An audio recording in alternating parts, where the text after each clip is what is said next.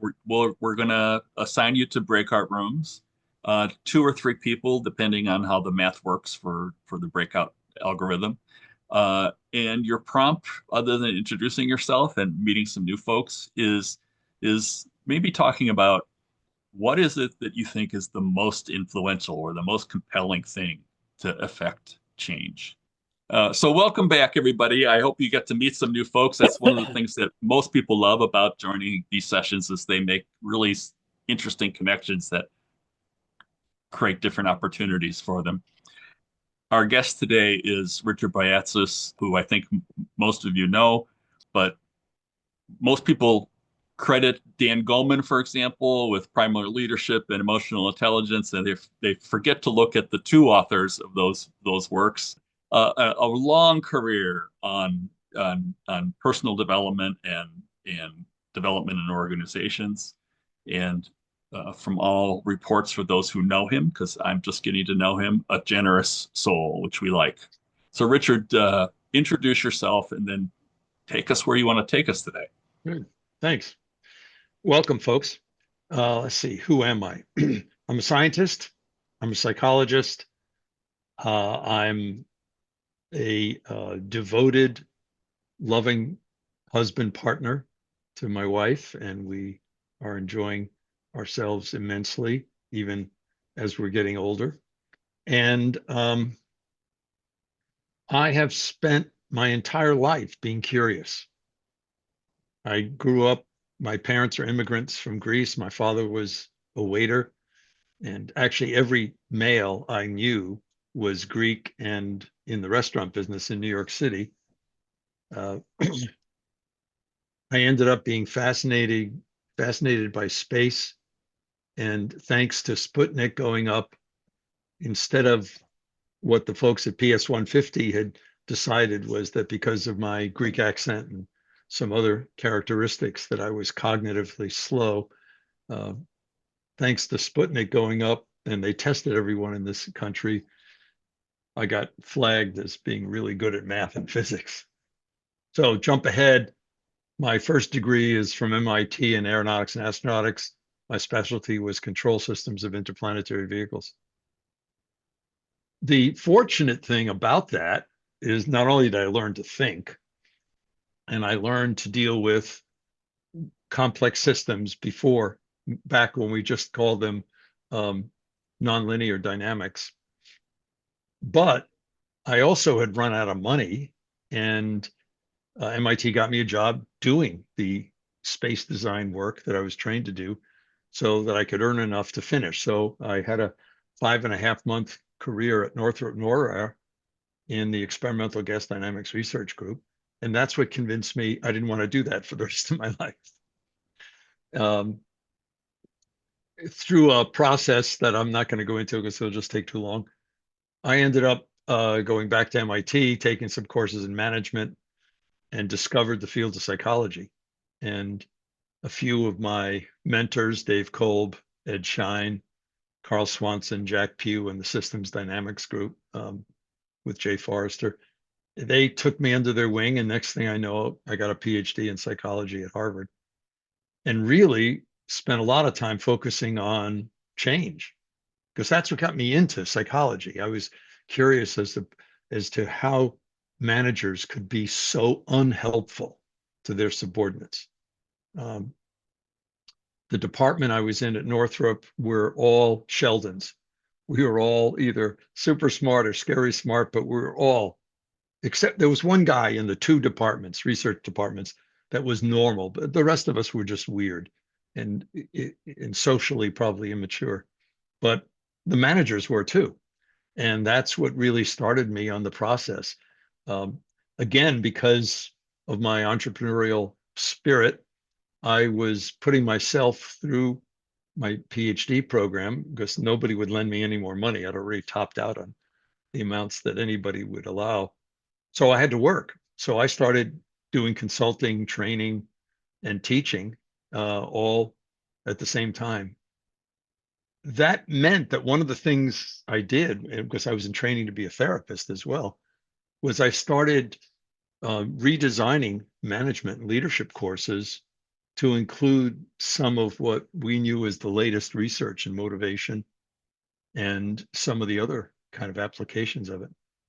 So I was doing executive coaching in 1969 and, had just really loved the curiosity of systems. And so I was working on how individuals, mostly alcoholics and drug addicts, would change or not, both research, and I designed some therapy programs. I was training therapists, but I was also working at the organization level because in a sense that was helping me to pay my way through. So I was working at two different levels, and inevitably, had to look at teams in there. So the first the first research project I did that gave rise to this book and what I'm going to talk about today was done in the spring of 1967. And this has been my theme throughout. So if people know of me, they tend to know of me for some segment of my past.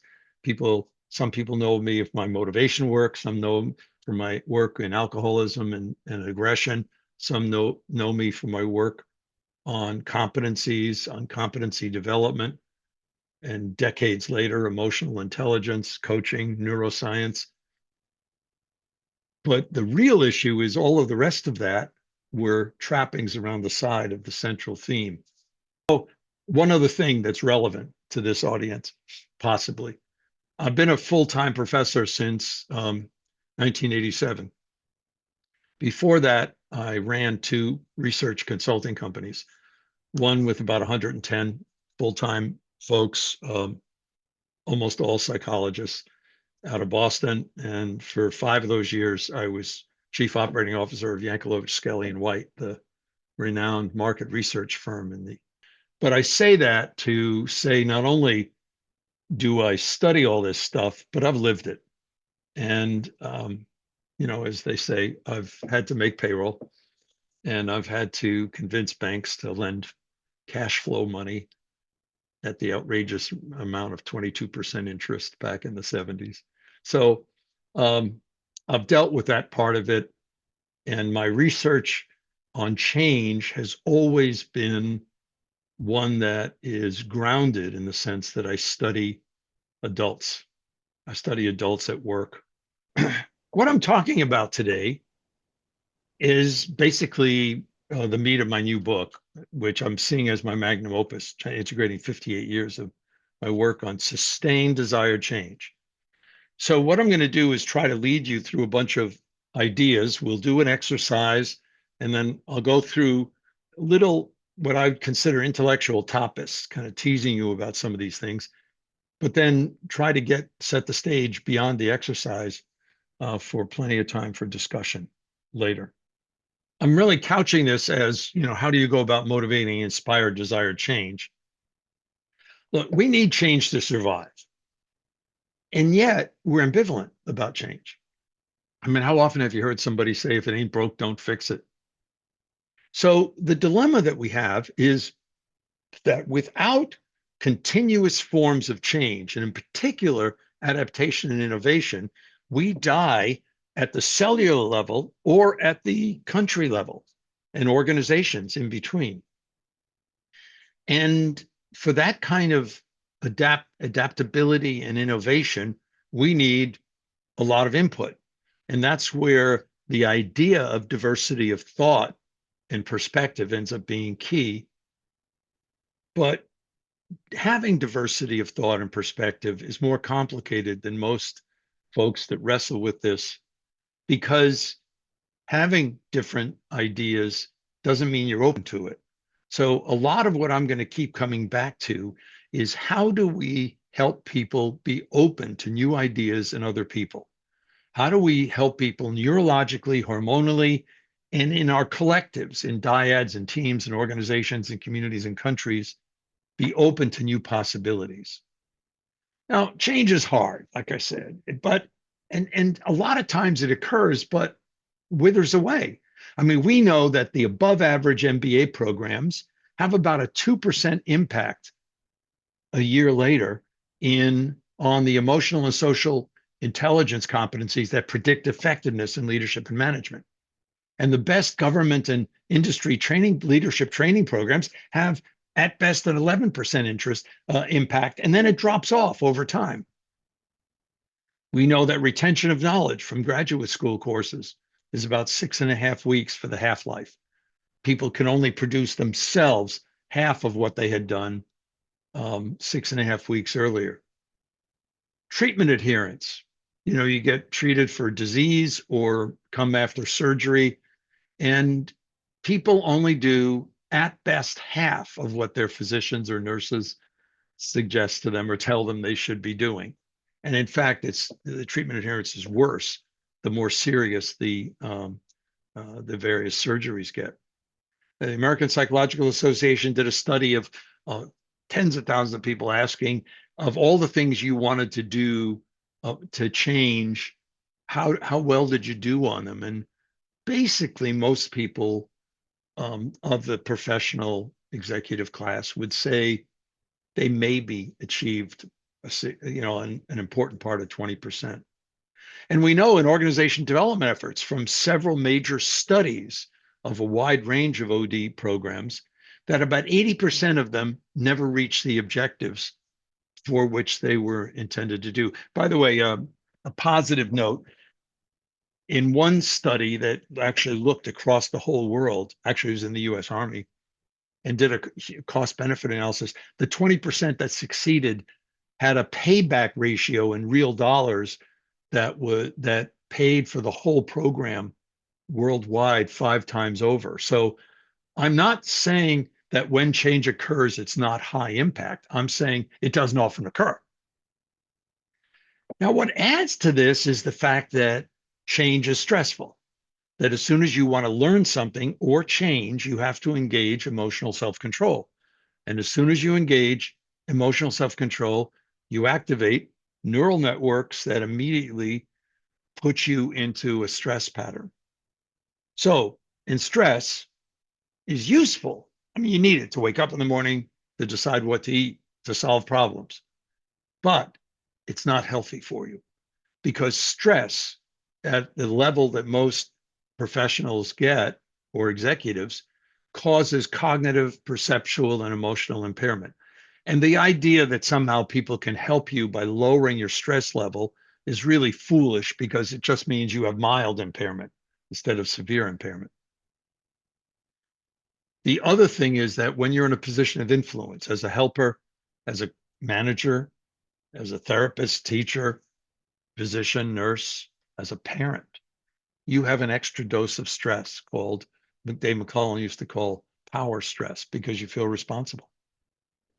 So I'm going to throw at you a few sets of puzzles, kind of comparisons at other levels. I'm going to hold off one of the team comparisons for the breakout discussion later, but here's adventure teams. What is it that enabled the Allegra expedition in 2001 with 21 climbers to have everybody but 3 reach the summit of Everest and all get down safely? And the adventure consultants, the ones on the right of the lightning bolt, ended up only 3 of them did reach the summit, and 4 died on the way back. And that doesn't count the ones that lost noses, ears, fingers. The group on the left was featuring Eric Weinmeier, who is blind. And in fact, they had a deep purpose in doing what they were doing. They wanted to prove that what other people call physical disabilities aren't. And they prepared for over a year as a team to do this, to be able, and they were all accomplished climbers, but to get to the summit of Everest is a whole nother feat. The adventure consultants were all experienced climbers. They're all very successful business people. But as some of them said, they were a set of individuals. And in fact, when Rob Hall, who's at the center of that photograph in black, who was considered at the time the most experienced guide on Everest, who died on the way down, when he started to tell them at base camp 4 that they have to turn back, because the weather changed, a bunch of them said, no, we paid our money, we're getting to the summit. And people died.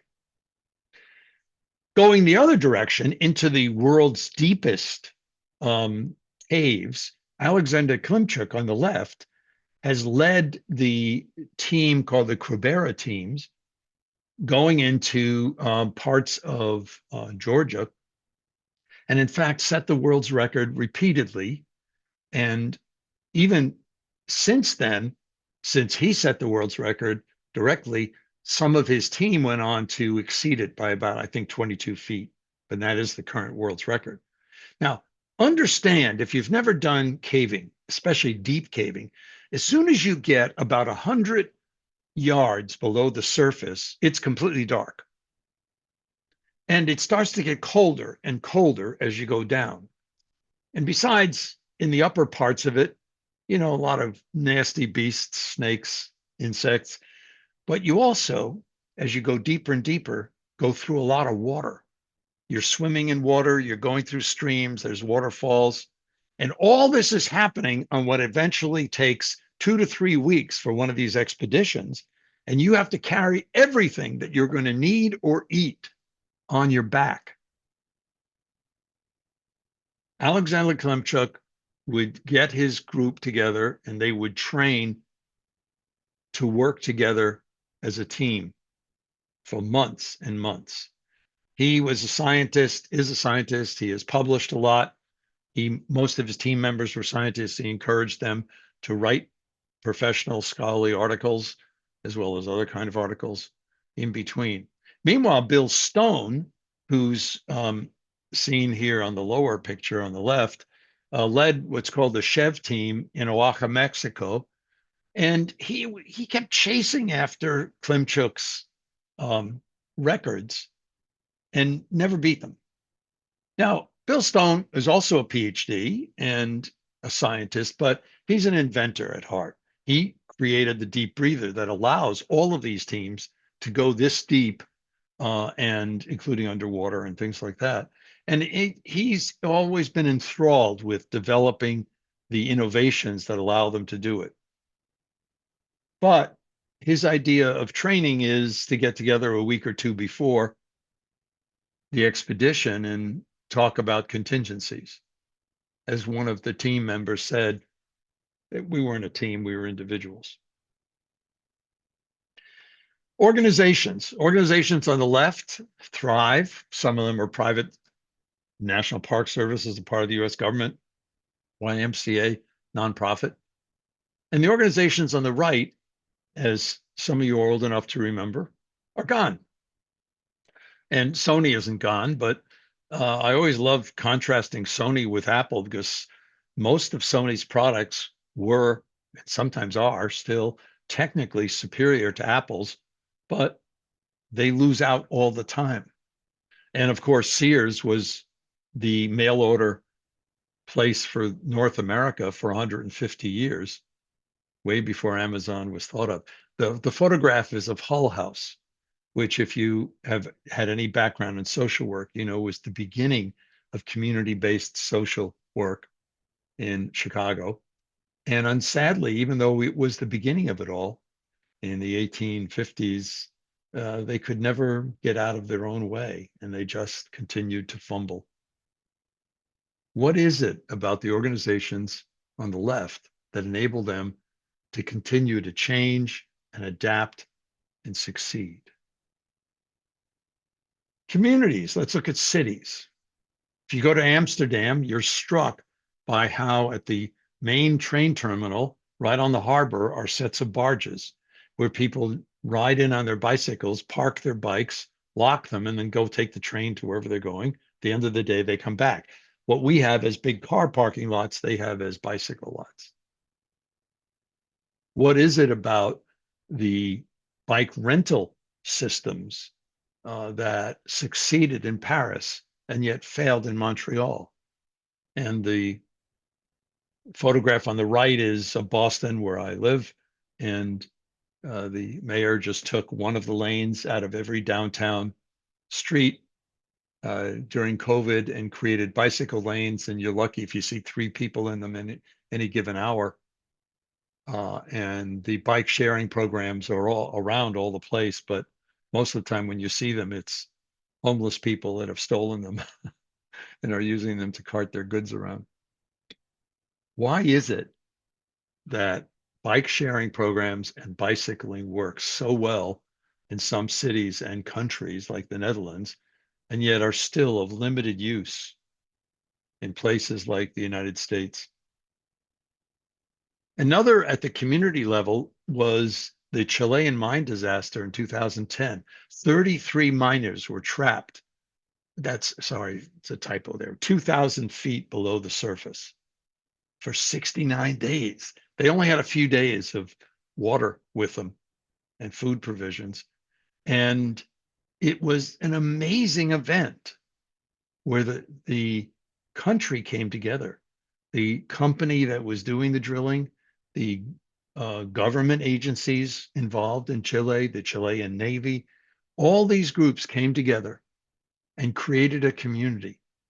I mean, one of the first things they did was they brought all of the families of the 33 miners to the site, and they built housing for them, and they created a fence so the press wouldn't bother them. And they had multiple briefings every day. But the style developed by the leaders of this effort was amazing. They ended up drilling 3 parallel attempts in terms of tunnels, but and fortunately they were drilling 3 because 2 of them collapsed. But they got everyone out alive. And yet, if we contrast it to Deepwater Horizon, the largest man-made ecological disaster in the world, they knew on that rig days before that something was dramatically wrong. And organizationally, it took them 5 or 6 days to get around to the idea that maybe they should stop the pumps. By then, the thing had exploded.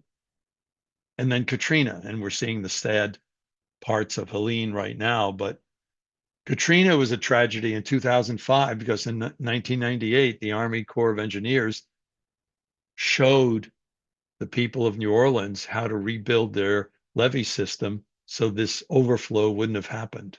They wouldn't have collapsed. Oddly enough, Congress even allocated $2 billion to rebuild the levees. But between the governor of Louisiana and the mayor of New Orleans, they just didn't do it. What is it about communities that makes some of them adaptive and some not? Even at the country level, Iceland and the UK both decided to shift to renewable sources of energy at about the same time. Iceland's 100% renewable. The UK is around 40% right now. Iceland formed 12 task forces that met with almost every person in the whole country. Just spent 2 years roaming around the country, having discussion groups about each of the different themes and issues involved. Phenomenal sense of involvement. The UK did what an awful lot of governments do. They called in a few consultants, and the government elite said, okay, we know what you should do. Here's what you should do. And we're going to punish you if you don't start buying electric vehicles, and we're going to take your gas stoves away, and all those things that are imposed. So this is a all too busy about the 10 principles of intentional change theory. That's the theory I've been working on since 1967. It is a fractal theory of change that I contend predicts sustained desired change at every level, from individuals to country change. I'm going to go through almost every part of this at some point during this talk, but briefly, but I just want to tell you it's all there. The process of change happens in terms of these 5 discoveries. Now, it becomes pretty clear when you get into, and I knew this getting into change in the early 70s, and I started using catastrophe theory, which was what we used to call complex adaptive systems or complexity theory in the 70s. But I knew that you had to use complexity theory to understand the dynamics of sustained desired change at any level. These are 5 phases that we go through, but all the longitudinal research I've been involved in over all these decades continue, and colleagues of mine continues to say are so important. These 5 moments of discovery are moments of emergence, where you get conscious emergence. And that's an important concept in complexity theory. The other thing is, I will talk about the fact that there are tipping points that allow the process to go ahead. The reason that most people and systems don't change is they don't hit the tipping points. I'll talk more about that. But as I said, it's a multi-level system. So I will briefly talk about the fact that I think the process is identical, whether you're talking about the individual, dyads, teams, organization, communities, or countries. But when you have a multi-level complex system, you have to have something that moves information, the complexity scholars say, across levels. I contend, because it's a human system, you have to have something that moves emotion and information across levels. And that's where I'll go into the 2 factors that I've been able to identify so far, which are resonant leadership relationships and social identity groups. Okay, so that's a part of the nerdy part of this talk. I said it's based on complexity theory, and part of it is that human change, just like human performance, is not normally distributed. And if you understand the difference, that upper left graph, the black line is a normal distribution. We continue to think performance is normally distributed. It is not. If you do surveys, it is, because it's artificially forced that way. But if you actually look at what people do, whether it's papers published by faculty, sales by a salesperson, inventions, career points in the NBA, almost anything, it's mostly described by a power curve, which is the gray curve. And you can see this from a few different research papers. My contention is not only is human performance described at best by a power curve, but human change is. Now, most of the time, it's discontinuous. So the power curve is not a smooth process. And of course, by showing it this way, it's clearly not linear. But the important issue is that change is almost always discontinuous. So it's going to happen in fits and starts. If you're a nerd and you want to make more eye contact, you're not going to make 5 minutes more eye contact. You know, if you're volume challenged, you don't lose half a pound a day. Some days you gain weight, some days you lose weight. Understanding how this discontinuity and this kind of power curve distribution around change ends up being very important, because often in our impatience to see progress, we create more obstacles to change. And I'll describe those in a minute. Okay, enough of the head stuff. I want to go back to a primary process. I want to talk about you. So I want to do an exercise. And for this, I want you to write down the names on a piece of paper in front of you of a number of people who have helped you the most in your life become who you are. This is your whole life, not just work, but who has helped you become who you are. I'll go silent for a little bit and let you write some names down. I apologize for interrupting you, but the next part of the exercise is, now I want you to go back to the first person, the first name you put down on the list, and think of a moment in which you learned something important from that person. And just write a word or phrase or 2 or 3 next to their name to help you remember that moment, like you're replaying a YouTube video of it.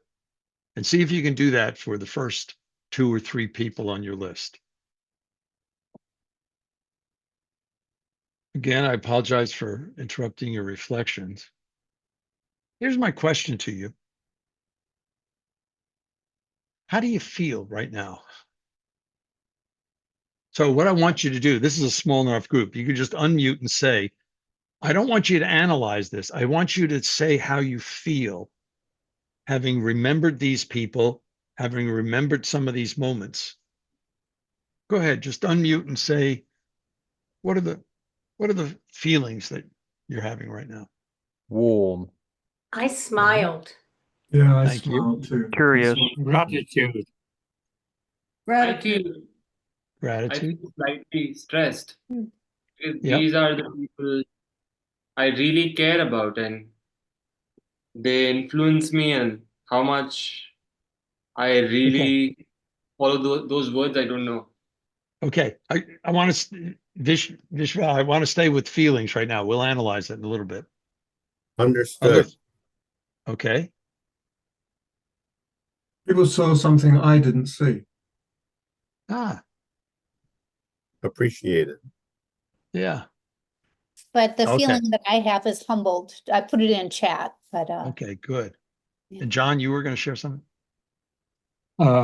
Wonder, just Ah, amazement, nice. awe and wonder. Yep. I had generous. Okay. People have added in the chat room, grateful, surrounded, grateful, gratitude, warm, inspired, thankfulness, challenged, sad. I've done this exercise on all 7 continents, yes, including Antarctica, about 65 countries. And it turns out it doesn't matter whether you're in Astana, Kazakhstan, or Milano, or Cleveland. People say the same thing you just did, which is when you think of these people in these moments, most people end up feeling touched, feel grateful, thankful, loved, proud. Nobody said it here, but sometimes people will say blessed, as somebody did, listened, seen, heard. And people talk about it being exciting. You know, as one of you said, you smiled, and a positive source of energy. Sometimes people, nobody here said it, but sometimes people will say it made me feel serene. Sometimes people say it felt sad. And usually what they mean is the person has passed away or they've lost touch, and that's a sense of loss. When I do this in live groups, I actually have people pair off and share stories. And the additional thing that happens is even if people are strangers, they report feeling a similarity to each other. Now, these are very, very important sensations, because if you had any of these feelings, not all of them, any of them, you just spent about 6 minutes in the parasympathetic nervous system. I'll explain this in a few minutes, but suffice it to say, this is the only part of the human organism that allows you to rebuild from the damage of stress. I want to emphasize that again. It's the only human system that allows you to do it. And you just spent some time in it. So we know what it feels like to be stressed. We're not very good at our somatic awareness of what it feels like to be in what I call renewal, where you're in a rebuilding, re-energizing state. The most important question I'm going to ask you in this session, we're actually not going to analyze, but let me toss it out there for you to think about it tonight. Whose list will you be on? Whose list will you be on? Look, there are only 2 ways to have a legacy in life, folks. One is you donate a lot of money to a university. I am actually paid to say that, so I'm sorry. But no, the only way we have a legacy is through our relationships. Okay, so what does this exercise help reveal? Because I went into it and I said I wanted to go back to a primary process. Well, as I said, oops, I didn't go back to the right slide. As I said at the beginning, I wanted to capture something very primary. And this is what a key part of my intentional change theory. Inside of each one of us, I believe, are two emotional attractors. And I claim these are strange attractors. If you know complexity theory, these are Lorentz attractors, not limit point cycle or others. One is the positive emotional attractor, and the other is the negative emotional attractor. Being in the positive emotional attractor is being in the hormonal system arousal. It's called the parasympathetic, or the what I call for shorthand the renewal. It's activating a neural network, technically called the default mode network, that my colleague Tony Jack calls the empathic network, and having positive affect. In contrast, the negative emotional attractor is being in the stress arousal, the sympathetic nervous system, and it's activating a neural network called the task positive network that Tony Jack likes to call the analytic network, and it's labeling things with negative affect. Now, these two attractors function, and here's an actual technical graph of it. It's three-dimensional, so bear with me, that when you're in one of these attractors, you're actually not going into the center of it. It's more like you're revolving around it, like a planet revolves around the sun, rather than a limit point cycle attractor is like a black hole. It'll suck you into it. But so what's happening is you're moving around one of these attractors. Now, the differences between these two psychophysiological states are the differences in terms of thinking about possibilities versus problems, dreams versus expectations, optimism versus pessimism. I love this one. Optimists call themselves optimists. What do pessimists call themselves? You probably said realists. That's right. This is the difference in hope versus fear, thinking about strengths versus weaknesses, excited about trying something new versus something you should do, a performance improvement plan. This is the difference between novelty versus obligation. It's the difference between resonant relationships and dissonant or annoying relationships. Now, here are the two really powerful discoveries that I and my colleagues have made over the past 40 years of studying these change processes. That sustained desired change almost always starts in the positive emotional attractor. I wouldn't be surprised, as a matter of fact, we have research showing that when we do this, this question I posed to you in the exercise, and we spend 2 hours interviewing people afterwards, 80% of the stories people remember of people who helped them become who they are started in the positive emotional attractor. It didn't start by somebody saying, oh, well, you're a girl, you should be a nurse. It was, have you considered? Where somebody opens up a possibility to you. Could be a parent, grandparent, aunt, uncle, could be a teacher, coach at school, professor, maybe an early manager. Usually later managers in our lives don't have this impact on us, and it could be a spouse or partner. But the conversation is about possibilities, and it feels literally, emotionally, it feels like you're opening up because you are. Neurologically, you're activating a network that allows you to be open to new ideas. So let me say it again. Sustained desired change almost always starts in the positive emotional attractor. Now, we need the negative emotional attractor. Like I said earlier, boy, without stress, you can't wake up in the morning. Without the negative emotional attractor, you wouldn't be able to solve a problem or make a decision. The problem is that it's useful, but not healthy. And I'll explain in a little bit more detail in a few minutes. But the issue is a lot of times people think that the way to motivate somebody to change is give them some feedback. Well, it turns out that that's not true. It turns out that even if you're giving somebody constructive criticism, it's still criticism. And the person hears it as, oh, yeah, right. Oh, yeah, thank you so much for sharing that. And they don't pay attention anyway.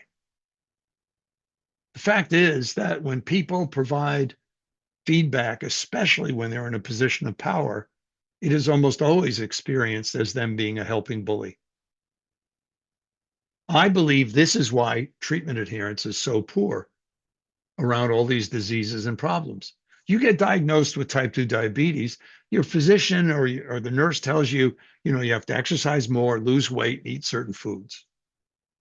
And how do they go about it? They say, well, if you don't do those things, then we'll have to put you on sugar suppressants, then we'll have to put you on one of these appetite suppressants, and then eventually we'll have to put you on insulin. And if you still don't take care of it, we'll have to give more doses. And then if you still don't take care of it, at some point you get neuropathy and we have to amputate your feet. And then we just keep amputating up. Is that motivating? No. Matter of fact, it almost always does the opposite. So while the negative emotional attractor is what we need to survive, it's pretty depressing state. It's an anxiety defensive state. Now, you can't spend all your time in the positive emotional attractor either. If you did, you'd probably levitate. So the challenge that we have is, how do you balance the movement between these attractors? I've contended for the better part of now 25 years, since I started teaching these concepts, complexity concepts in systems engineering courses in our engineering school, that the fact is that change is tough, but boy, you need to kind of keep balancing it, because people will automatically go into a defensive mode. It's how we survive.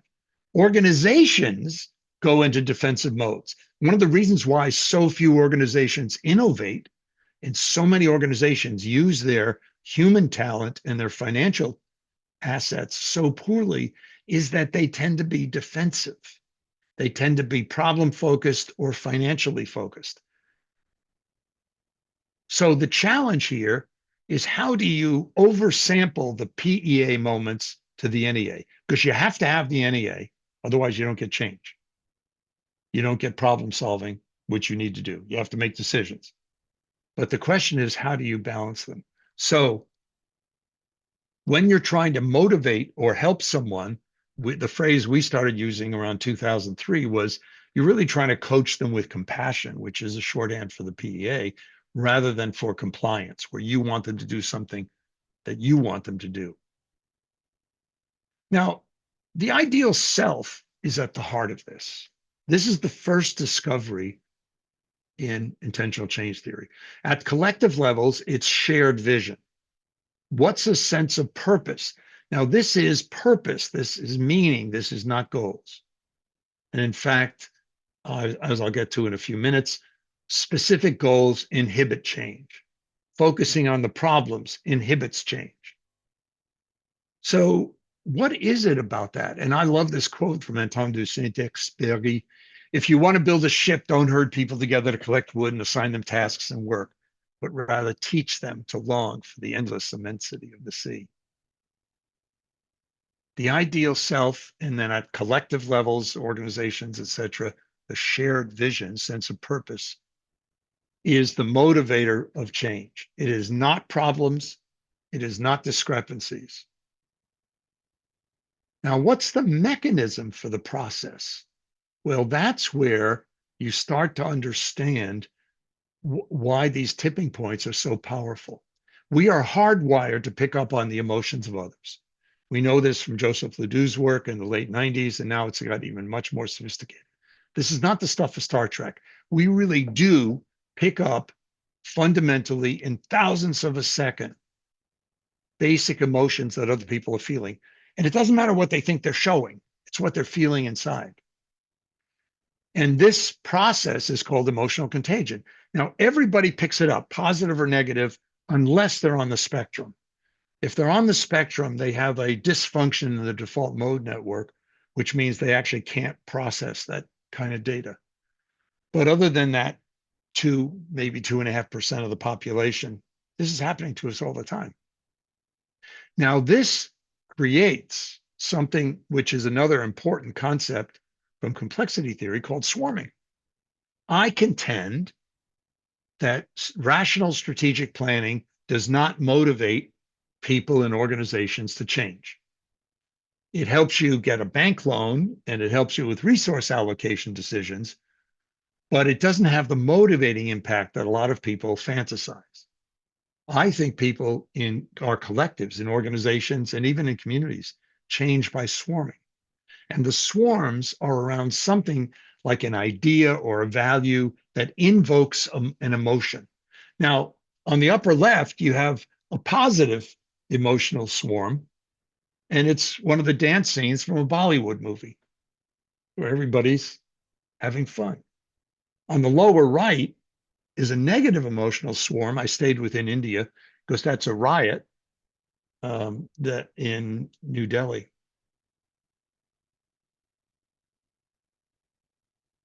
Now, the sympathetic nervous system, stress, is one of these things that when your cell phone drops a call, when something even annoying happens, your body goes into this mode. It starts to secrete epinephrine, norepinephrine, that moves blood to large muscle groups. It immediately starts to move cortisol into your system, and that shuts down your immune system and stops neurogenesis. That's the creation of new neurons from stem cells. In the adult human, the stem cells come from your olfactory lobe or upper hippocampus. The result is you're impaired. Now you're ready to defend yourself, but you're impaired and you don't feel up to that good. And you're open to disease and all these horrible things.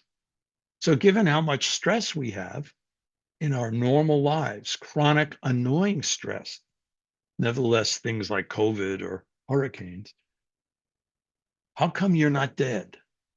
Well, there are two possibilities. One is you are. And isn't this what you thought heaven would be? Okay, so excuse the blasphemy. The reason you're not dead is the human body is designed with the parasympathetic nervous system. This is what you feel when you see a baby laugh, or when you see a golden retriever puppy roll in the grass. What happens in these moments is your body starts to secrete a different set of endocrines, which are neurotransmitters and hormones. In this case, primarily oxytocin if you're a female, primarily vasopressin if you're male. And at this dosage level, these reverse the effect. They open up your distal capillaries so your blood flows further. And if you remember your second law of thermodynamics, your blood pressure goes down. Your breathing slows down, starts to get deeper. In this state, your immune system clicks into high gear. This is where you have any of the natural T killer cells, T cells, or immunoglobulin A, or any of the biomarkers of the functioning of your immune system is at its best here. Cognitively, you are able to handle the most complex concepts in this state. You're the most creative in this state. You can scan and multitask in this state. And this is the state in which neurogenesis occurs. So your immune system is in high gear. I mean, if you have an immune compromised or immune suppressed disease, that's a different issue, but your immune system will do its best in this state, but you're cognitively at its best. Here's an example. A couple of psychologists did this study where they had people measure their peripheral vision. Now, if you're not a pilot, you may not know it, but if you put your hands out about a hand length from your shoulder, stare at a dot on the wall or your camera on your computer, stare at it, and move your hands back until you lose sight of it. So there it is for me, which is just short of 180. That's your peripheral vision. What they showed was that if you gave people a little squirt of epinephrine in their nose, their peripheral vision went down to 30 degrees. Then after a few minutes, 5 minutes, you gave them a squirt of oxytocin in their nose, their peripheral vision went back to 180. In strategic terms, that's called competition neglect. And I could go over company after company. I worked with most of the presidents of the divisions of Eastman Kodak in the 80s. In the 90s, they became so fixated with Fuji and the brilliant 35 millimeter film that they had that they lost the company. They lost their business. What do I mean? Kodak had the patents the original patents on digital photography in 1974. And Kodak went out of business. They couldn't see other things. So in terms of this, the stress renewal part of the PEA NEA, we're experiencing a lot of stress every day. So we need to have doses of this renewal. Now, what medical research, I don't put something on this list till at least 5 published studies have shown it. We know that meditation helps, yoga helps, Tai Chi helps, modest exercise helps, prayer to a loving God. If you pray to a vengeful God, it stimulates the sympathetic nervous system. Feeling hopeful about the future. That's why you shouldn't watch the news on TV. Being in a loving relationship helps. Helping people less fortunate helps. Helping the elderly helps. That's why I say to all my graduate students, helping your elderly professors will get you closer to heaven. Having a dog, cat, or in some parts of the world, horse or monkey really helps. It turns out that when you stroke them, they go into a parasympathetic state. You pick it up because of the emotional contagion, and then you're going back and forth with it. Laughter, joy, and playfulness helps. This I have to be a little careful of. There are some gender cultural interactions here. Women do not have access to the same aspect of laughter and playfulness in mixed company in certain cultures of the world. But in those cultures that do and allow it, this works. All of this works, whether you're male or female, black, white, yellow, brown, any faith. These are human body responses. A walk in nature does it. Playing music, not listening to music, but actually playing it or dancing stimulates renewal. So what we showed in a series of studies that were published a number of years ago is that not only does the amount of renewal in a given week compared to the amount of stress predict engagement, satisfaction, career satisfaction, predicts resilience, sense of well-being, and negatively predicts anxiety and stress, but that the variety of different things you use in renewal helps. And in those studies, what we showed was something very important, is that during a typical day, it's really important for you to have more 10 to 15 minutes of renewal than to spend an hour and a half doing it. Because what you're doing is you're flipping your hormonal balance. So when we talk about motivating others, we're talking about the fact that there are 2 things we've been able to prove so far. One, anchoring it in the context of vision or purpose, the big picture, not goals, big picture, not problems, big picture, the vision, the purpose, the dream, or anchoring it in the quality of your caring relationship will stimulate this parasympathetic activity. We have 39 published longitudinal studies showing that in terms of emotional and social intelligence, behavior as seen by others, not self-assessment, which is delusional. It predicts it, huge impact after going through these courses, and the impact lasts out at least 5 to 7 years. When I was talking about the analytic versus the empathic neural networks, here's a slide from my friend Tony Jacks, one of his key studies, establishing this with a very large sample size. Here's the key. When we activate the task positive or analytic network, it enables us to solve problems and make decisions. And that's very important. When we activate what he calls the empathic or the default mode network, it allows us to be open to new ideas and other people and emotions. Now, here's the kicker. These 2 networks are antagonistic. As soon as you activate one, the other is suppressed. Just like the antagonistic nature of the stress versus renewal. That means that if you open a meeting with financials, everybody's going analytic and they're not open to new ideas. They're not even open to you because that part of their neural network is suppressed. The implications for this are huge. This is why I've said for decades, show me a leader who opens a meeting with financials. I'll show you an ineffective leader. It's not because financials aren't important. Of course they are. But if you lead with it, it makes everybody feel that they're instrumental and only numbers. The key is we have to move back and forth, like these two attractors. We have to develop the ability to move back and forth if we want the benefits of both. Analyzing and focusing and solving problems and being open to new ideas and people.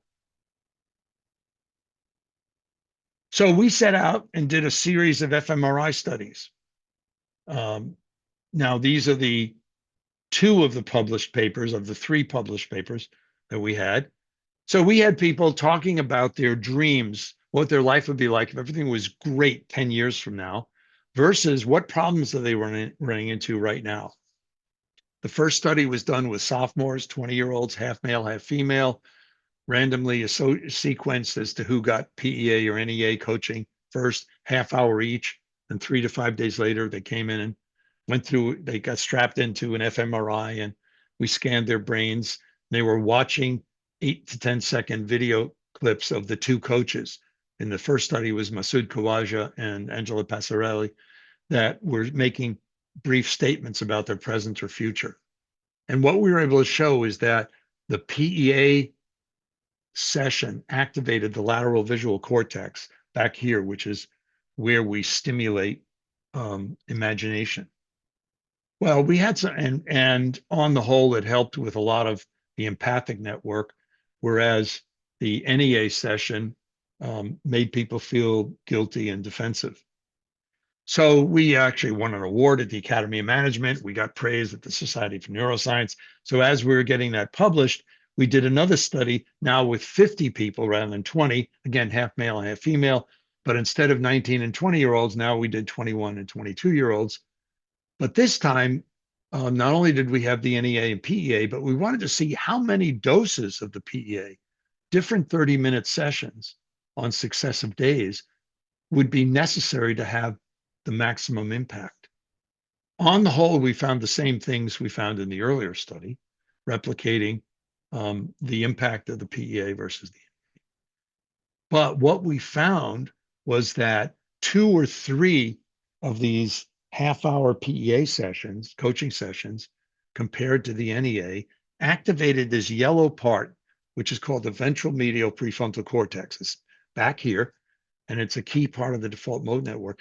This is where Naomi Eisenberger has shown repeatedly over decades, this is the crosswalk between a very fast neural network and your hormonal system, the parasympathetic nervous system. This is the part of the brain that helps to activate it. In the last 6 years, people have been showing this is a key part of our empathic and interpersonal interaction.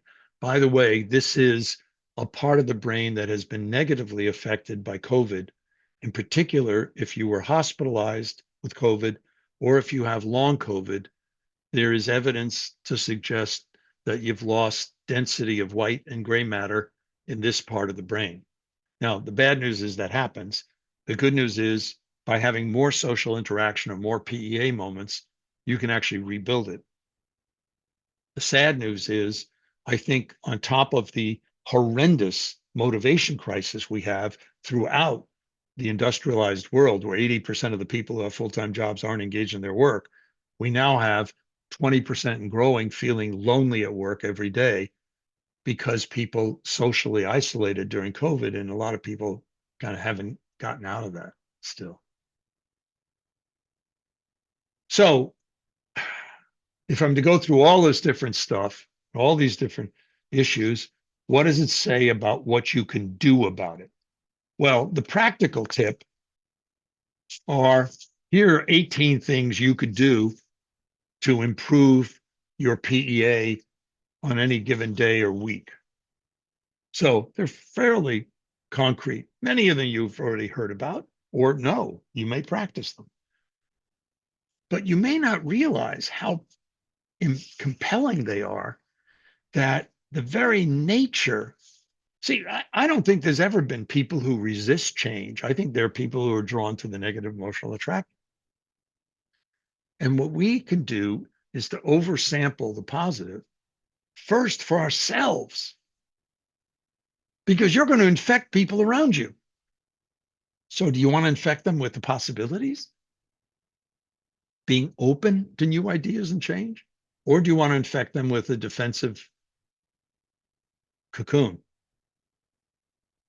So I believe it starts, that's why I call the exercise a primary process. It starts with this psychophysiological process. And because of the emotional contagion, it spreads in our dyads, in our teams, and then it spreads through the norms in our organizations and communities to what we call culture. So as a part of the process, there are certain leverage points you have to the process of change that you can have a lot of positive impact. One is to help people with the sense of purpose, the dream, the vision, not the goals. Goals activate the task positive network, so it goes the other way. Goals are useful in the change process, but toward the latter stages. The last 20% of an effort is when a specific goal can become helpful. If you do goals or focus on problems too early, you prematurely exclude all possibilities. Thinking about strengths, thinking about caring relationships, and using these tipping points in the positive versus the negative emotional attractor to move you ahead.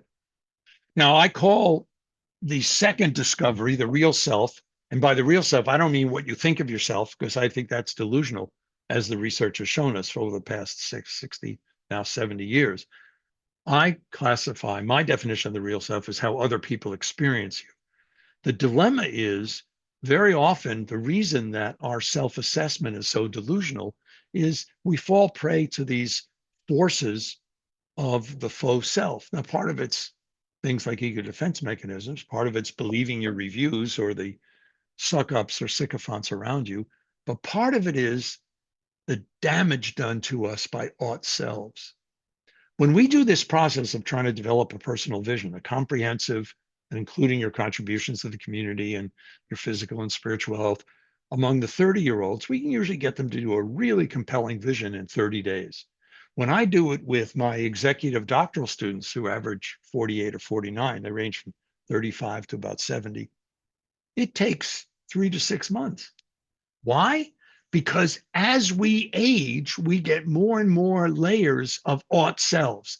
These are things that other people around us want us to do or tell us to do. And it could be out of love from our partners or spouses. It could be out of love from our parents, but it could also be bosses telling us what we should do. And we have to peel back these ought selves. And it's hard, especially if you come from a hierarchical culture where you feel embarrassed to challenge it. If you don't do it, we get the false starts of what some people have called the placebo or Pygmalion effects. You know, it's like Lake Wobegon, where all the students are above average, or that Business Week survey a number of years ago that showed that surveying thousands of mid-level managers across the US, they found that 90% of them thought they were in the top 10% of the performance category. Now, a learning agenda is a type of plan. And it turns out that when you start to plan something and anticipate it, like visualize it, you actually create a new pathway through the woods of your brain. And it's a DTI scan, brain scan on the right image there. And that's the pathway you'll use, the neural pathway, when you actually do the activity. So planning and goal setting is useful, but again, at the latter stages. So what you have to pay attention to is, when do you do it? Now, this is one of the reasons why in chapter 8 of our 2019 book, Helping People Change, we talked about the fact that the real challenge today in organizations is to develop a culture of development to complement the culture of performance. We have to have the culture of performance, otherwise the organization doesn't exist. But what the engagement numbers tell us not to mention all the rest of the climate surveys and loneliness numbers, is that people don't feel they're being developed. And if they're not being developed, especially today, they'll leave, especially among the professional or managerial classes.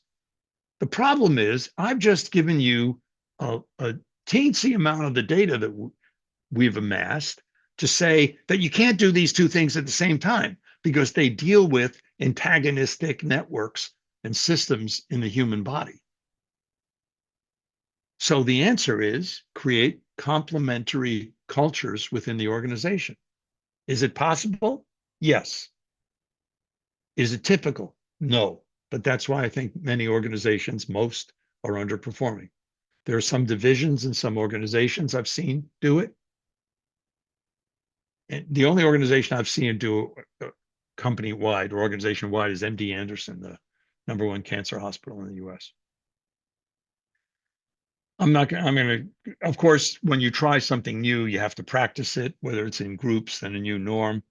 But relationships are really the key. Dixon Jabandra is a psychiatrist in Zambia who discovered this amazing thing. People wouldn't come into the mental health clinics if they were depressed because of the social stigma. So he set up these park benches about 100 yards from 100 meters from the front of the clinics. And he got a number of the elderly women in the community and he talked to them a little bit about listening to people, which many of them were doing quite well. And they will sit, and they actually call them friendship benches. And I call it harnessing grandmother power. And this became so powerful that they now use them in many African countries, in the US and Canada, and several European countries are starting in different communities, and in France, for example. It's amazing how thinking about somebody who is not threatening can enable someone through a caring conversation to then be able to seek help. Moving emotions across the levels is key. Resonant leadership relationships. Leaders aren't by themselves. Leadership is a relationship. You can't be a leader without followers. And just because somebody reports to you doesn't mean they're following you. They could be spitting in your coffee when they bring it to you. So the question is, what goes on that makes certain relationships feel in tune with each other? Since 2007, we've been measuring this. We now have over 50 studies, about 2/3 of them published, showing that degree of shared vision, again, purpose, not goals, shared compassion, caring, and shared energy seem to be the three most powerful ingredients in stimulating these relationships where people feel in sync and really use a positive contagion. Social identity groups can do the same thing, but they also can go negative. And you think about resonant leaders, very often the power of their words or phrases live on way beyond themselves. You can't be someone my age or even close to my age and not hear the phrase, "I have a dream," and not think of the Reverend Martin Luther King on the National Mall in 1963. It's a powerful image. And as one of my colleagues once said, and he didn't say, "I have a nightmare." He said, "I have a dream," PEA. Nelson Mandela, in his address to Congress after his election as the first president of the Republic of South Africa, ended up talking about a rainbow nation that is still used as a phrase to capture things. Indira Gandhi, great phrase that people still quote, "You can't shake hands with a fist." And I won't go after Malala or JFK or others. If I had time, I'd go over Mrs. Namusa Zikali and what she did to create a powerful elementary school with 1,000 children when the government of South Africa gave her 4 trees. And that's what resonant leadership can do. So what I want to do now is jump to the breakout exercise. I hope that's okay, Tom. So here's the task. Tom has your sound, I think, randomly put into this. I want you to analyze what's the difference between these teams or music groups on the left, every one of which has continued to record, create new music, and go on tour for 20, 30, 40, and for the Rolling Stones, even 60 years. Whereas the groups on the right never lasted more than 10 years together. What's the difference? Why this one group on the left has shown sustained desired change and the group on the right has not. So see if you can come up with some ideas. I'll leave it on the screen. I don't know if that helps, Tom, but Yeah, when they get into their groups, they won't be able to see the screen, but okay. yeah, maybe they So can the take groups a, on the left, in case you don't know them all, are AC/DC, Gladys Knight and the Pips, Green Day, the Osmond Family, Grateful Dead, U2, Metallica, Queen, and the Rolling Stones.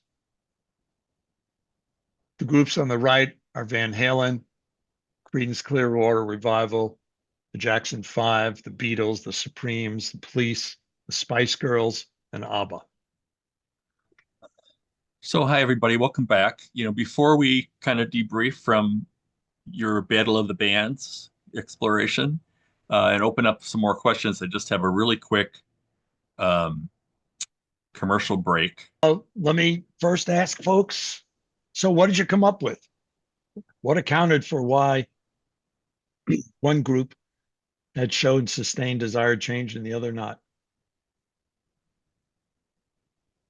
They lost their individuality. They became an entity. Rolling Stones cease to be individuals; they become an entity, and that positive emotion and that vision is exciting and attractive, Right. and they want to be there. It's not about making money; it's about wanting to be together. Whereas So- the other side is the exact opposite. They could never Nigel- get into that team. Nigel, you're saying three different things, and let me separate them out because no, they're each very important. One, when you said they became an entity in technical language, they became a social identity group, and that carries a weight to it that's huge. You never saw the other groups click that way. Second, you said they had a common purpose, which is amazing. I mean, when you hear U2 after a world tour will take 3 months off and go on retreat somewhere in Ireland and come out of it with a whole different approach to their music, you say, wow, that's really powerful. The Beatles started with disparate visions. And in fact, by 1967, Paul wanted to write a symphony and George wanted to do fusion with Indian music, and John, was hooking up with Yoko and they wanted to use music for social activism. And the last thing is they like each other. I mean, even the Stones say they argue a lot off stage, but on stage, it's the music. It's amazing. The Supremes, the Spice Girls, and ABBA were all artificially created. Producers went out and interviewed people to form those groups. And they didn't get along. And here's the test of it for ABBA. Several years ago, they were offered $1 billion to do 1 year world tour, and they turned it down. They couldn't stand being with each other that much. Anyway, what else did people come up with? Okay, when I looked at this, some of the things that I thought of, it kind of reminded me of Jim Collins's Good to Great, that we are creating something, we're looking at this and we're fitting examples that, or we're choosing examples that fit our thesis.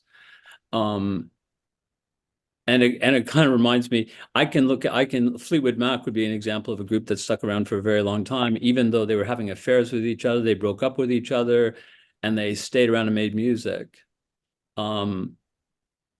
I don't know. I know as humans, we like to categorize or try to find some causation, but I don't know if we can find linear causation. What caused these folks to do and evolve the way they did versus these folks? It's Yeah, human I'm being not human. looking for linear causation. What I am looking for, Michael, is can you see inductively differences? But And what if those differences have a different effect on different groups? oh, of course they So- will. So you have Fleetwood Mac that are actually warring and divorcing and having affairs with each other, but staying together, creating great music. Yeah, but But I didn't use them as an example because they're kind of in the middle between them. When doing inductive work, you want to have extreme cases. Otherwise, it's very difficult. Now, once you'd identify the things, then the further research would go into asking to what degree does it make a difference? In our group, Until- we thought that maybe subject matter of the songs, the genres themselves, were kind of indicative to being on one side or the other, meaning that rock and the Grateful Dead stuff and metal was on one side, and then they were more pop artists, I guess, on the C side, that there was maybe potentially like a spiritual connection or understanding or agreed upon, maybe not belief system, in a regimented way, but a more unified, collective vision of spiritual being Yeah. than the pop groups on the other side, or the individuals groups on the other side. Or another way to say that is the groups on the left, and this is, and by the way, I find this true to be of single musicians or even athletes, but right now I'm talking about teams, that they either have really strong family relationships that keep them together, that they care about each other. I mean, so much so that both Grateful Dead and Green Day continued to work even after their charismatic leader died. Or they have faith. And one of the things that I think is really important is that faith is a shared vision for the people who are believers. It's But very then powerful. how is that different than 500 years ago sacrificing virgins because we're going to get a better crop because we think, oh, this is going to cause this? Like, that's kind of what we're doing here, right? We're looking at something and we're saying, what do we think, given the complexity of human existence, what do we think causes these folks to be in this group and this and this? And we're speculating. Okay, And that's some right. of the attributes that we'll hold to each one, we'll find exceptions. Yeah. And if that's all that I was doing, then you'd be right, Michael. It's mirrors and blue smoke. But that's not all.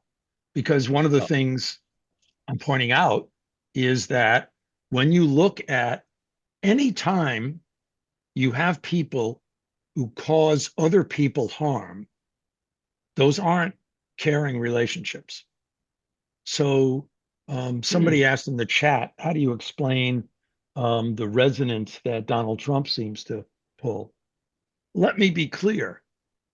Donald Trump, and I don't even know if she's a separate candidate yet, but Kamala Harris, certainly even Barack Obama, are all demagogues.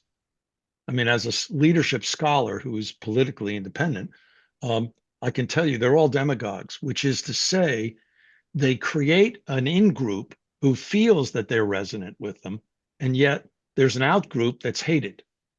And you can't hate people and be resonant with others. And I think that anytime somebody preaches, that you have to have a sacrifice, whether it's a psychological sacrifice or a physical sacrifice, that's negative.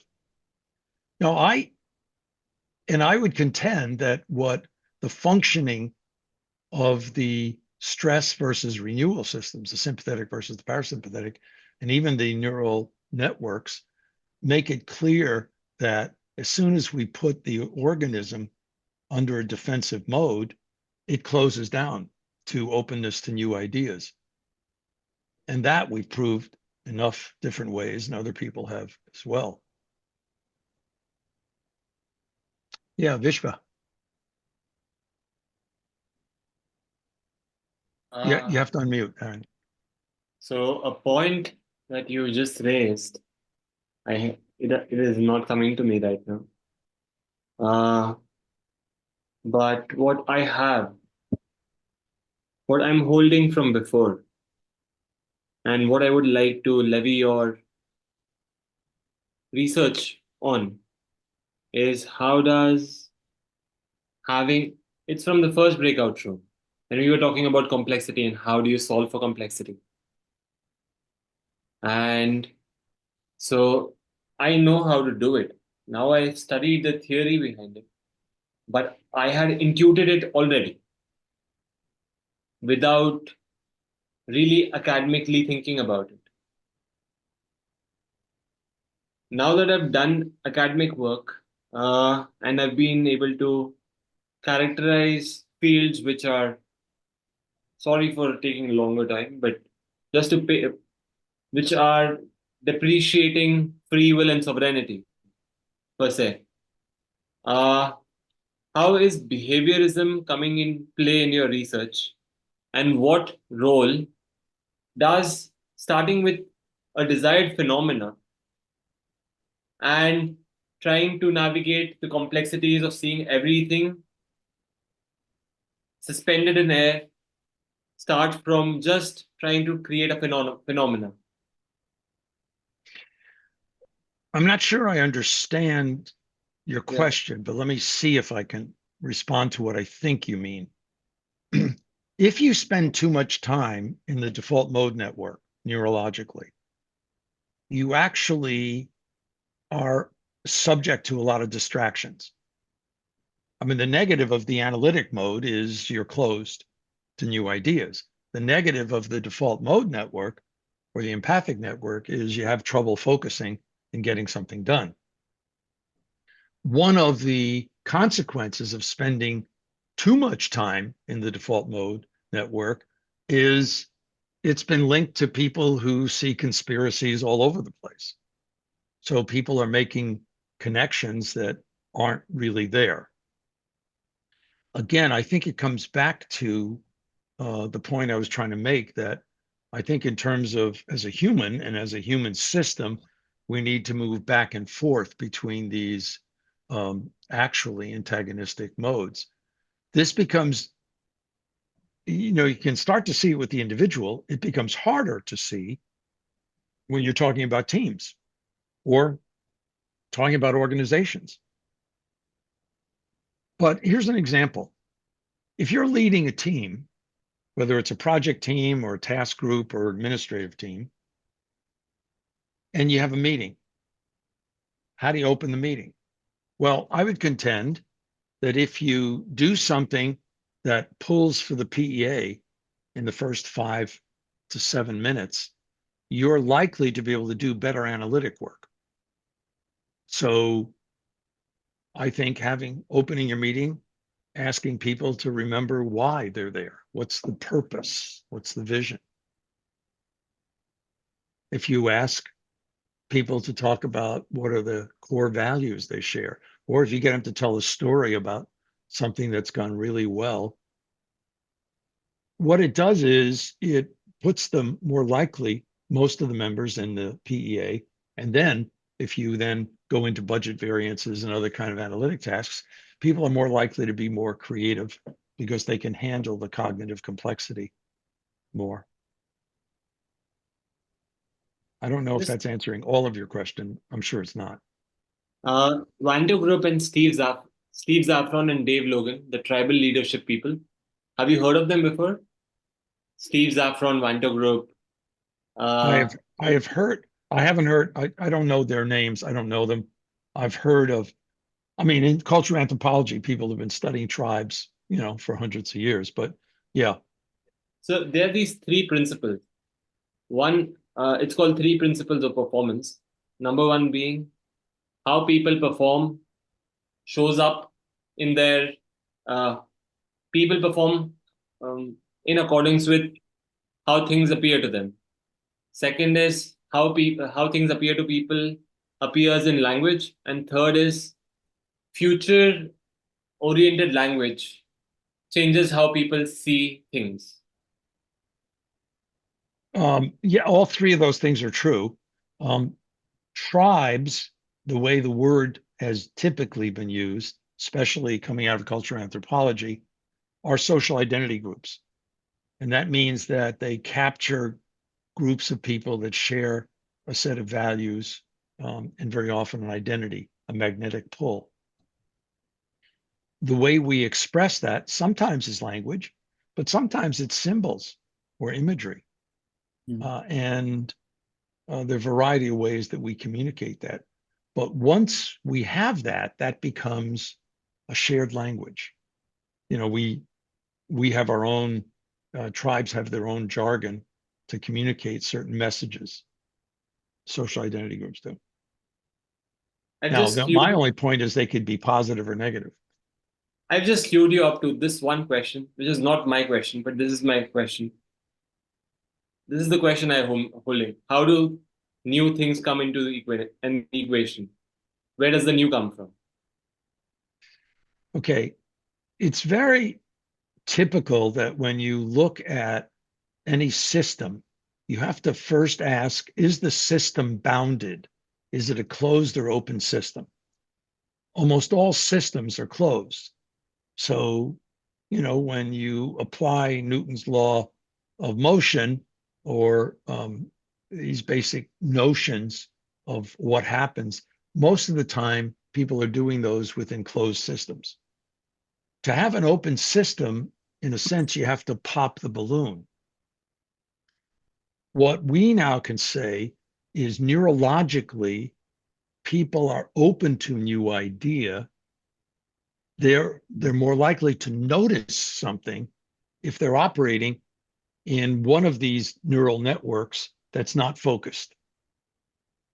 And that if once you start focusing, you're down, you're on those tracks, you're riding the train. So I would contend that one of the things that happens in most organizations is that by the narrow preponderance of financial measures and metrics, and the assumption that you motivate people by getting more specific goals, SMART goals, all this kind of stuff, which we now know is not the case. But what those do is they lead systems to be narrower and narrower in their perceptual field.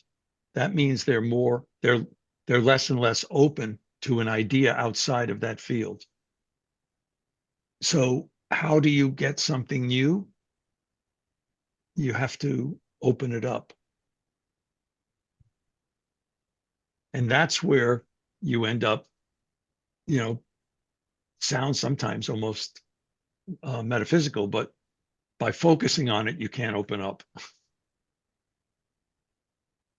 So I hear you all, but this is the last comment I have. This is the third last one you said, but anyway. The last Vishva, one. hold that question because someone else had their hand up. Michael, did you want to ask a question? Michael Ron? Thanks, Tom. I was just going to combine a couple of things that you mentioned. So Newton's first and second law, the conservation of energy, inertia, how that affects folks. And we'll also look at, and even the conservation of energy and how it affects the brain, particularly when we reach a certain stage in our life when we come to believe a bunch of things. How many people here are open to changing your religion or being talked out of your religion? How many of you Americans are willing to support another party? Like, if you're a Trump supporter, you're willing to listen to Kamala Harris. That is, so I think, so you do have an interplay there with some of Newtonian principles or physics, is that the energy required, thinking is metabolically expensive. You know, brain's 3 pounds, but it takes about burns off about 20-25% of our caloric intake. So particularly when you're having to consider something novel, unique, something that is in opposition to what you believe, takes a lot of energy to process that. And then the other thing I was thinking about too is when we're going back to the bands, you know, some of the assemblage theory about that a band particularly is not a unified whole, but it's a heterogeneous coexistence of all these different parts that are those relationships can be so different depending on with each unique individual who is each individual is a snowflake. So I'm trying to process how you're able to distill this down to something, recognizing that these assemblies, when we get these people together that are now going to be governed by the relationships they have with each other, the relationships that they have with the outside world and other folks, the personal demands that might be placed on them by the families that they belong to, Right. all of these different things, and any given point, and the weight that they're going to give to any one of those criteria can determine whether or not they're going to go forward or not. Yeah. Even if they do have a compelling vision and say, I will never be better as an artist as I was when I worked with these folks, and I love this stuff, but there's other parts of my life that Okay, the key part that you're picking up on, by the way, I agree with the first two major themes that you were characterizing, because basic human functioning is exhausting. I mean, literally, we're burning up cells and energy. So there's a theory called ego depletion theory that says, some things deplete your ego and some things inflate them. Basically, anything that causes stress, mild or otherwise, including analytic thinking, is going to drain energy. What I'm contending is that what I think a hell of a lot of medical as well as our own research is saying is that when you do these things that I'm calling the PEA or the renewal things, they actually fill energy. Now, to go to your last question, the crucial issue is all of this is a dynamic system. It's changing all the time. The whole idea of what is your dream, well, whatever is your dream now is not going to be what your dream was 10 years ago. It can't be. First of all, you've gone through another midlife crisis during those 10 years. Secondly, you may have changed all sorts of things. You may have changed partners. You may have changed jobs. You may have changed cultures. So what we have to allow for is each individual is going through a change process. Each dyad you're a part of is, and then each small group. And it's like this overlapping Venn diagram of all these relationships. So all that's going on. You're right. And I contend that the groups that we're in, whether teams, organizations, or communities, for example, or even countries, will show more sustained desired change when there is more permeability and allowance for these changes. That when people lock in, they become rigid. I mean, one of the arguments we made in the 2019 book is we're in a very narcissistic time in the world. And, if you doubt that, when did the selfie become the most popular form of photography? And the only antidote, because narcissism is basically a defensive posture, the only antidote that is to kind of be open to and care for others. But in the process, what you've got to do is be able to allow information and emotion to flow. So I do say in one of the chapters of the book, the new book, that the PEA allows more permeable transitions. People are more likely to notice them and possibly understand them or adjust to them. When you are in NEA modes, you're much more rigid. You're creating artificial boundaries, or another example I used is kind of like organizational arteriosclerosis, where the organization says, no, that's not the business we're in. When Blockbuster was offered Netflix by the owners of Netflix, they said, no, that's not the business we're in. And we have a lot of examples of that in organizations. So the more NEA people experience collectively, the more they get rigid. And that's where you get this effect of intergroup conflict, for example, or you get a certain calcification that goes on in the system. So, Okay, oh, anyway, sorry. go ahead. Kyle, you got a We're question? we're at the top of the hour. We're going to give Kyle his last quick question. Cool, thanks. We were just noticing in the group as we were looking at those groups that isn't necessarily advantageous that they stayed in those groups. Good example between the two, Metallica. A lot of the reason they're together is duress.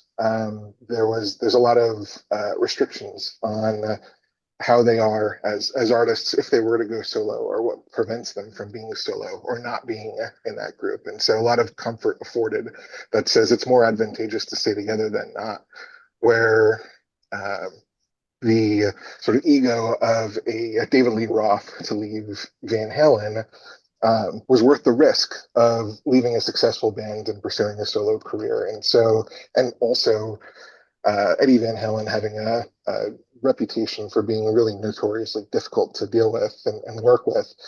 Is that a toxic situation that somebody excelled out of, where Metallica might be a more toxic situation that people are stuck in?